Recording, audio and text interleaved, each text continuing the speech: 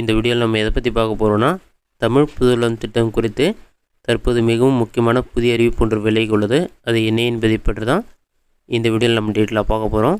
தமிழ் புதல்வன் திட்டம் பார்த்திங்கன்னா ஆகஸ்ட் 9ஆம் தேதி தொடங்கப்பட உள்ளது. முதலமைச்சர் மு.க.ஸ்டாலின் அவர்கள் கோயம்புத்தூரில் இந்த திட்டத்தை தொடங்கி வைக்கிறார். இந்த திட்டத்திற்கு விண்ணப்பிக்க தவறுகளுக்கு 3 மாதம் அவகாசம் வழங்கப்படும் கூறப்பட்டுள்ளது.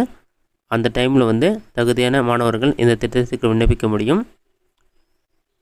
இந்த திட்டத்திற்கு விண்ணப்பிக்க தேவையான ஆவணங்கள் என்னென்னு பார்த்தீங்கன்னா, உங்களுடைய ஆதார் கார்டு இருக்கணும். ஆதார் கார்டு கூட மொபைல் நம்பர் லிங்காக இருக்கணும். மொபைல் நம்பருக்கு ஓடிபி வரும்னு சொல்லியிருக்காங்க. அதேமாதிரியே உங்களுடைய ஆதார் கார்டு கூட பேங்க் அக்கௌண்ட்டும் சீடாக இருக்கணும். இது மட்டும் இல்லாமல் எமிஸ் நம்பர் தேவைப்படும். எமிஸ் நம்பர் இல்லாதவங்க ஸ்கூல்லேருந்து போனஃபைட் சர்டிஃபிகேட் வாங்கி கொடுக்கலாம். அப்படி இல்லைனா ஸ்கூல் டிசி 2ல் 1 சப்மிட் பண்ணலான்னு சொல்லியிருக்காங்க. 6ஆம் வகுப்பு முதல் 12ஆம் வகுப்பு வரை தமிழ் வழியில் படித்து அரசு பள்ளியில் படித்த மாணவர்கள் அனைவரும் கல்லூரியில் சேர்ந்திருந்தால் அல்லது சேரவிருந்தால் இந்த திட்டத்திற்கு விண்ணப்பிக்கலான்னு சொல்லியிருக்காங்க. அவர்களுக்கு இந்த திட்டத்தில் தகுதியானவராக இருந்தால் மாதம் 1000 ரூபாய் கிடைக்கும் என்றும் கூறப்பட்டுள்ளது. இந்த 1000 ரூபாய் வங்கி கணக்கில் தான் செலுத்தப்படும் சொல்லியிருக்காங்க. உங்களோட பேங்க் அக்கௌண்ட் லிங்காக இருக்குன்னு நீங்கள் இருக்கக்கூடாது. பேங்க் அக்கௌண்ட் கூட உங்களோட ஆதார் கார்டு சீடாக இருக்கணும். ஏன்னா ஆதார் நம்பர் யூஸ் பண்ணி தான் அக்கௌண்ட்டில் அமௌண்ட் கிரெடிட் ஆகுன்னு சொல்லியிருக்காங்க. உங்களுடைய ஆதார் கார்டு கூட என்ன பேங்க் அக்கௌண்ட் சீடாக இருக்குன்னு சொல்லிட்டு ஆன்லைன்லேயே செக் பண்ண ஆப்ஷன் கொடுத்துருக்காங்க. அதை எப்படி செக் பண்ணுறது என்பதை பற்றியும் பார்க்கலாம். ஆதார் கார்டு பேங்க் அக்கௌண்ட் லிங்காக இருக்க ஸ்டேட்டஸ் எப்படி செக் பண்ணுறது என்பதை பற்றி பார்க்கலாம். உங்களுடைய மொபைலில் ஏதாவது ஒரு ப்ரௌசர் ஓப்பன் பண்ணிக்கிங்க. அதில் கூகுள் சர்ச்சில் போயிட்டு NPCIன்னு சொல்லி டைப் பண்ணுங்கள். அந்த மாதிரி நீங்கள் டைப் பண்ணி வைக்க கொடுத்தோடனே ஃபஸ்ட் எடுத்துனே நேஷ்னல் பேமெண்ட் கார்பரேஷன் ஆஃப் இந்தியான்னு சொல்லி ஒரு வெப்சைட் ஷோ ஆகும். அந்த வெப்சைட் செலக்ட் பண்ணுங்கள். அந்த வெப்சைட் ஓப்பன் ஆன பிறகு உங்களுக்கு இந்த மாதிரி தான் ஷோ ஆகும். இதில் நிறைய ஆப்ஷன் கொடுத்துருப்பாங்க.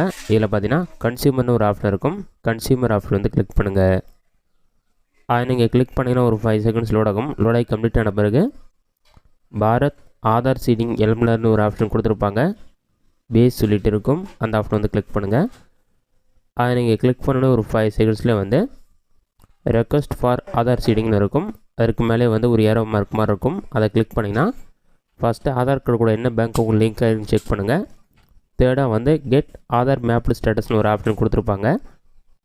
அந்த ஆப்ஷனை கிளிக் பண்ணுங்கள். அதை நீங்கள் கிளிக் பண்ணிவிட்டு உங்களுடைய ஆதார் கார்டு நம்பர் என்னவோ அதை என்டர் பண்ணுங்கள். நெக்ஸ்ட்டு கேப்ச்சா இருக்கும். அதை பார்த்து அப்படியே டைப் பண்ணுங்க.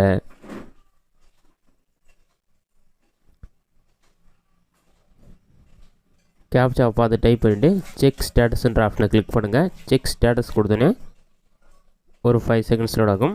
லோடாகி கம்ப்ளீட்டாக வெயிட் பண்ணுங்கள்.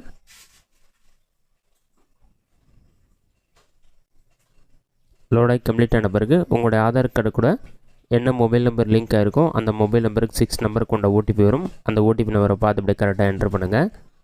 352926 உங்களுக்கு வர ஓடிபி நீங்கள் என்டர் பண்ணிவிட்டு சப்மிட் ஆப்ஷனை கிளிக் பண்ணுங்கள். சப்மிட் கொடுத்தோன்னே ஒரு 5 செகண்ட்ஸ்லேயே இந்த மாதிரி ஒரு பேஜ் ஓப்பன் ஆகும். இதில் பார்த்தீங்கன்னா ஸ்டேட்டஸ் சொல்லி கொடுத்துருப்பாங்க. இதில் ஃபஸ்ட்டு ஆதார் கார்டுடைய நம்பர் கடைசி 4 நம்பர் ஷோ ஆகும். அடுத்ததாக mapping status enable for TPD அதாவது டைரக்ட் பேமெண்ட் சிஸ்டம் எனபிள் ஆயிருக்குன்னு சொல்லி வருது. நீங்கள் அப்டேட் பண்ண டேட் கொடுத்துருப்பாங்க. அடுத்து இன்னும் சில டேட்ஸ் எல்லாமே இருக்கும்.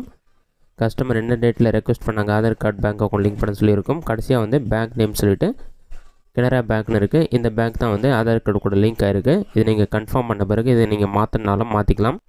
மாற்றாமல் இருந்தாலும் அதே பேங்க் அக்கௌண்ட் நீங்கள் கொடுத்துக்கலாம். ஏன்னா இந்த திட்டத்தில் பயன்பெறுவது கண்டிப்பாக Aadhaar card bank account link ஆகிருக்குன்னு சொல்லியிருக்காங்க. இந்த வீடியோ உங்களுக்கு யூஸ்ஃபுல்லாக நினைக்கிறேன். இந்த வீடியோ பிடிச்சிருந்தா லைக் பண்ணுங்கள். வேறு சில டவுட் கமெண்ட் பாக்ஸில் கமெண்ட் பண்ணுங்கள்.